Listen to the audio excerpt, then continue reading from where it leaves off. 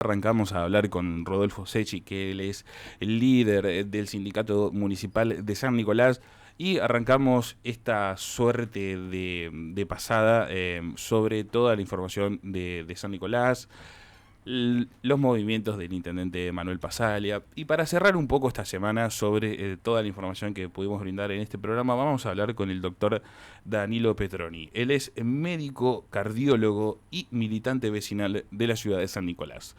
Danilo, muy buenos días. Marco Fleming te saluda, Carlos Martín y Valentín Cueto. Bienvenido a Nada que Decir. Buen día, Marco, muchas gracias por llamarme y saludo a toda la mesa de trabajo. Bueno, muchas gracias. Danilo, contanos un poco, que vos sos militante vecinal, recorrés los barrios, estás con la gente. ¿Qué piensa la gente de Manuel Pasaglia en San Nicolás? Bueno, más que de Manuel Pasaglia, de la gestión de Manuel Pasaglia, la ciudad, Marco, se ha transformado en una ciudad extremadamente cara. En el año 2020, cuando empezábamos la pandemia, se cambió la ordenanza fiscal y tarifaria y se generó un impuestazo en San Nicolás que aumentó las tasas municipales casi el 1000%. Wow. Y el objetivo de aumentar las tasas y de aumentar el gasto público no fue mejorar los servicios básicos, sino tuvo como prioridad mejorar los espacios verdes, una intervención urbanística sobre las islas de la ciudad y sobre un área protegida que se llama Parque Rafael de Aguiar. Y bueno, se transformó un humedal que era muy querido por todos los vecinos de la ciudad en una plaza. Y además, se intervinieron urbanísticamente las plazas, sobre todo del centro de la ciudad, a expensas, por supuesto, de abandonar los servicios básicos. No se dejó de invertir en salud pública, en seguridad ciudadana, en acción social. Entonces, Marcos, vos te alejás 10 cuadras del centro de la ciudad y los vecinos están desamparados porque ven cómo crecen algunos aspectos de la ciudad, pero claramente lo interpretan que ese crecimiento deterioró o fue a expensas de la inversión en los barrios. Claro. Así que los barrios y las delegaciones están muy angustiadas en ese tema, ¿no? Sí, me imagino. También tengo entendido que se realizó un hospital público, el Hospital del Oeste de San Nicolás, con fondos públicos, y ahora con una licitación privada se va a vender a una empresa de Santa Fe por $480.000. Exacto, se invirtieron, se construyó un galpón de 5.000 metros cuadrados, costó 22 mil millones de pesos, a valores de hoy 10 millones de dólares más o menos, y eso se construyó con dineros públicos que surgieron de las tasas municipales. En el medio de la construcción, cuando el dinero fue aprobado para hacer un hospital público, el intendente por decreto llamó a licitación para tratar de conseguir una empresa privada que lo explotara los servicios. Por supuesto, había por lo menos 4 empresas que se podrían haber presentado, pero solamente se presentó una, porque el pliego fue muy restrictivo, parecía estar dirigido hacia esa empresa de la provincia de Santa Fe, de la ciudad de Rosario específicamente, y se lo terminaron dando en forma como único oferente a través del Consejo Liberante. Claramente la sorpresa fue que todos los ciudadanos aceptamos poner una fortuna en la construcción de ese edificio con la idea de que iba a ser un hospital público. Y en el medio, de la noche a la mañana, por decreto del intendente sin pasar por el Consejo, se llamó a licitación para la explotación privada. Eso fue una sorpresa de la cual todavía los vecinos no se recuperan. Y no solo el cambio de objeto de público a privado, sino que el proceso de licitación fue también muy oscuro. Nadie sabe quién hizo los pliegos, y de las 4 o 5 empresas locales que se podrían haber presentado, se la tenían dando casi en forma dirigida a una empresa de Santa Fe, ¿no? Entonces, claramente la gente no solo plantea si es conveniente que sea privado un hospital público, sino por qué terminó presentándose en un solo oferente cuando había muchas empresas, incluso de San Nicolás, que tenían algún interés en presentarse a la licitación. Claro. Sí. Danilo, Carlos Martín te habla, ¿cómo te va? Hola Carlos, mucho gusto, ¿cómo te va? Bien, acá andamos. Ayer hablábamos con el presidente del PJ, con Lucas Gainzerain, el Colorado. Sí, Lucas. Y también él nos advertía el tema del idioma, ¿no es cierto? Que está relacionado a tu profesión, y calculo que nos podés poner muchos más al corriente vos, ¿no es cierto? ¿Qué es lo que piensa la gente? ¿Cómo ven esto?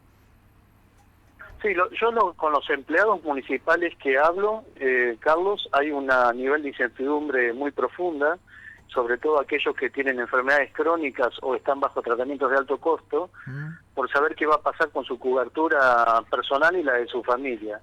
Claramente el intendente utilizó la desvinculación del IOMA del municipio para posicionarse dentro de Cambiemos y para que todos los medios nacionales lo tuvieran un par de semanas en las primeras planas. Claro. No lo hizo pensando claramente en mejorar la cobertura de salud, porque él nunca se quejó en los años que es intendente del funcionamiento del IOMA. O sea que a mi juicio y al juicio del bloque que yo conduzco, esto no fue una maniobra, un gesto para mejorar la cobertura, sino un gesto para posicionarse dentro del frente de Cambiemos.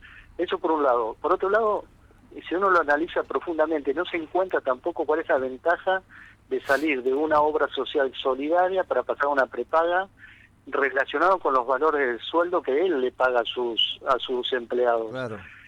A nuestro juicio es todo negativo, porque en definitiva el empleado con el 4% que le descuentan de un salario en promedio de 100.000 pesos no jamás va a poder pagar una prepaga. Claro. para su grupo familiar. Claro. Y si así lo pudiera hacer, tampoco hay muchas evidencias que justifiquen que una prepaga en San Nicolás está funcionando mejor que una obra social solidaria, ¿no? Claro. Como es el IOMA. Y por otra parte, eso desde el punto de vista del análisis del beneficio de la decisión. Y después está el análisis normativo, ¿no? Hay por lo menos 10 normas que le prohíben a un intendente salir de la obra social solidaria y pasarse una prepaga.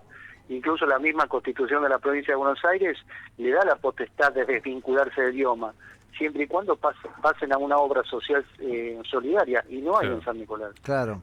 Danilo, sí. Y con el tema de la atención primaria, ¿cómo está funcionando? ¿Están en pie los centros de atención? ¿Cómo está eso? La atención primaria de salud en San Nicolás no existe. Prácticamente si no tenés cobertura no tenés a dónde ir. No se ha invertido un centavo en los últimos años en mejorar el sistema sanitario público.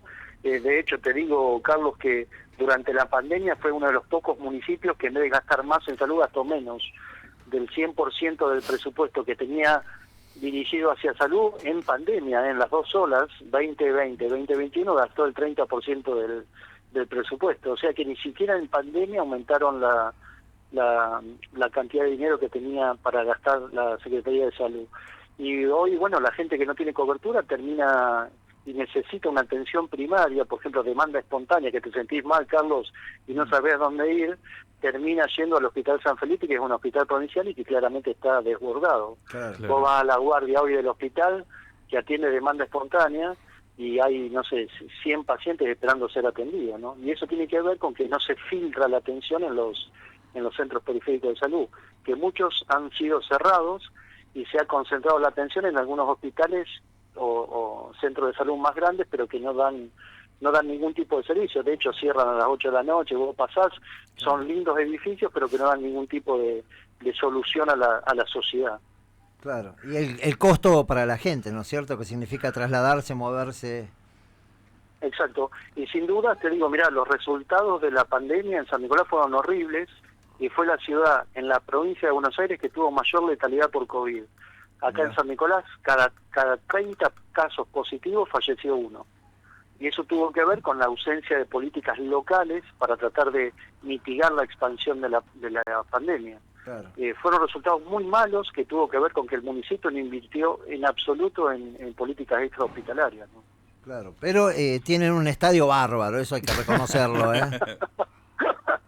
¿O no? Bueno, Carlos, eso es lo que la gente a veces plantea, ¿no? Cuando uno va por los barrios y planteamos generar una alternativa a nivel local. Sí. Bueno, algunas personas todavía creen que esos gestos de política fueron positivos, ¿no? Yo creo que, bueno, son cosas que la ciudadanía y el electorado lo ve bien. El problema es el contexto en el que se hacen, ¿no? Si vos lo haces, Carlos, en una ciudad que no hay desocupación y no hay pobreza y tenés todos los recursos básicos resueltos, bueno, fantástico, gastemos plata en un estadio, en un autódromo. Ahora, cuando la haces en una ciudad que es la más pobre de la región pampeana, acá en San Nicolás el 40% de los hogares son pobres y hay un nivel de desocupación altísimo, resulta al menos cuestionable, ¿no? Decir, che, mirá, vamos a gastar plata en esto y no tenemos atención primaria de la salud. Bueno, de eso se trata la política, ¿no? Hacer política también significa priorizar los problemas. Este intendente ha priorizado eso. Yo creo que lo prioriza porque él nunca tuvo contacto con poblaciones vulnerables y no entiende lo que es que te levantes a las 3 de la mañana para ir a un hospital y que no te atiendan, ¿no? Pero bueno, me parece que la pelea política es eso, ¿no? Explicarle a la gente que hay cosas lindas que se pueden hacer, pero que el contexto y el tiempo en el que lo tenés que hacer puede cambiar de acuerdo a las necesidades de la comunidad. A veces es fácil explicarlo y a veces no tanto. Totalmente. ¿Qué tal, Danilo? Valentín Cueto te habla. Hola, Valentín. Te iba a preguntar otra cosa, pero me fui con el dato de pobreza. ¿Cómo puede ser que haya 40% de pobreza en una ciudad portuaria? Bueno, que muestra tantas cuestiones de desarrollo supuestamente, como el estadio, como los hospitales, que bueno, después son privados, pero no importa, y todas esas cuestiones.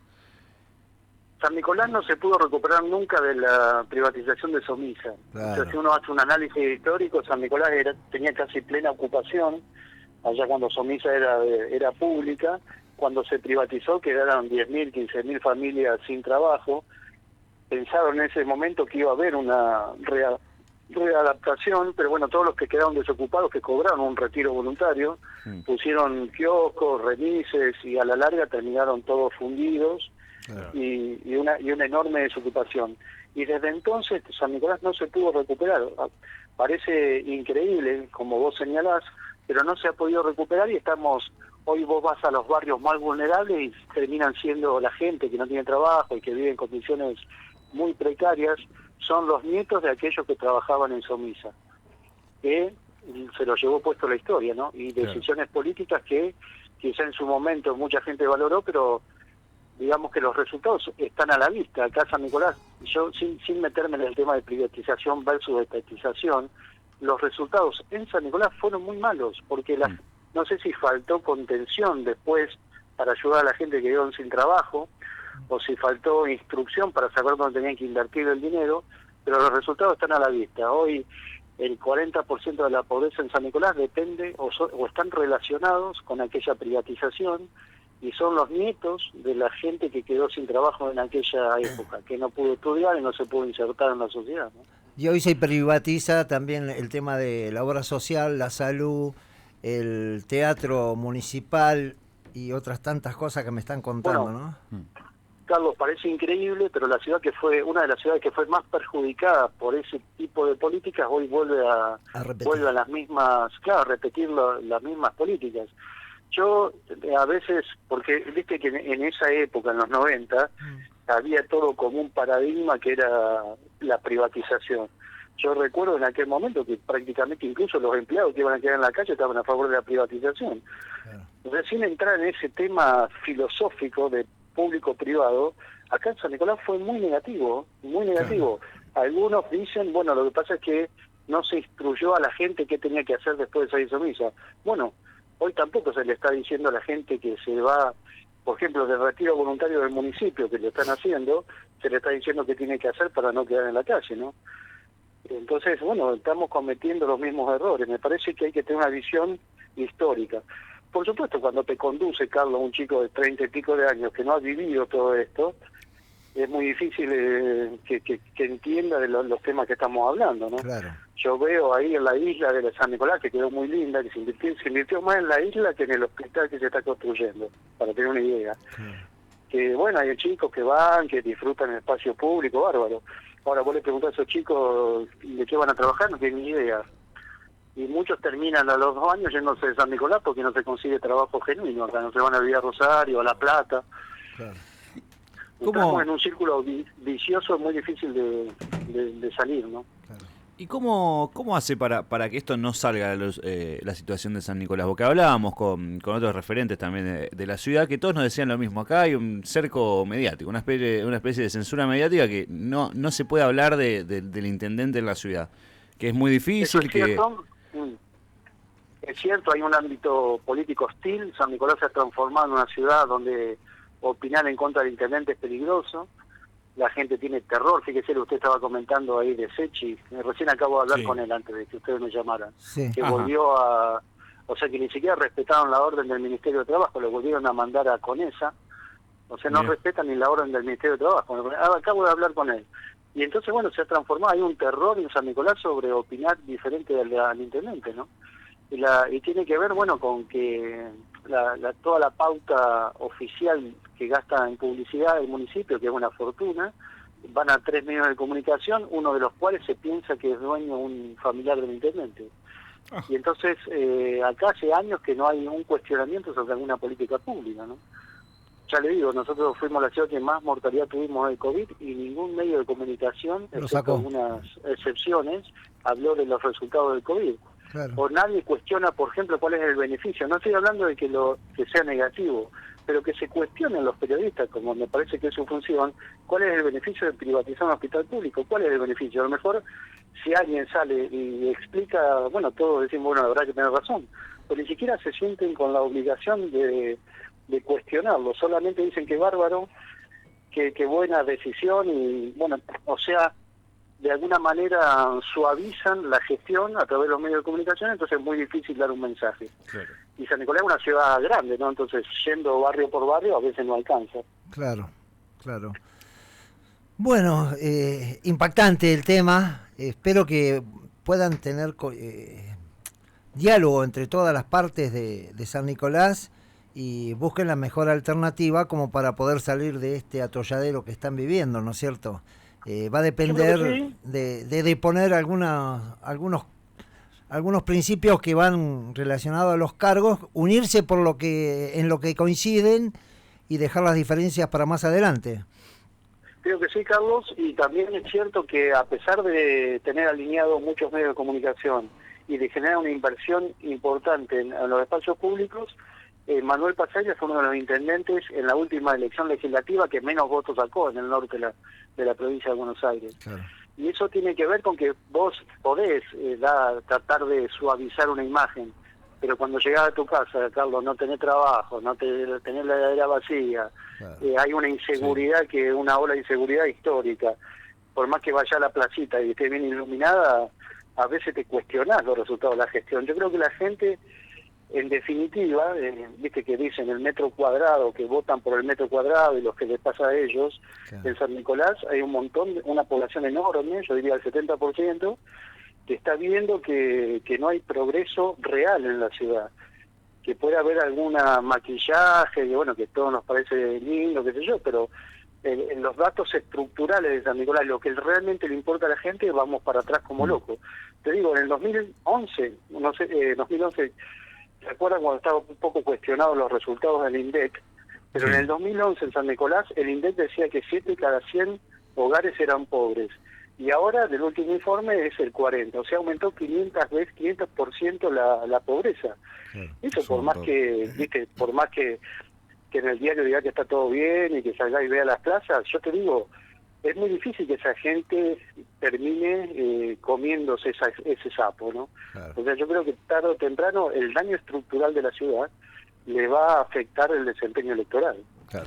Danilo, gracias por esta comunicación, sigamos en contacto, sigamos manejándonos y bueno, cualquier información que tengan nosotros vamos a estar ahí para darle voz. Muchas gracias y quedo a su disposición, un abrazo. Gracias.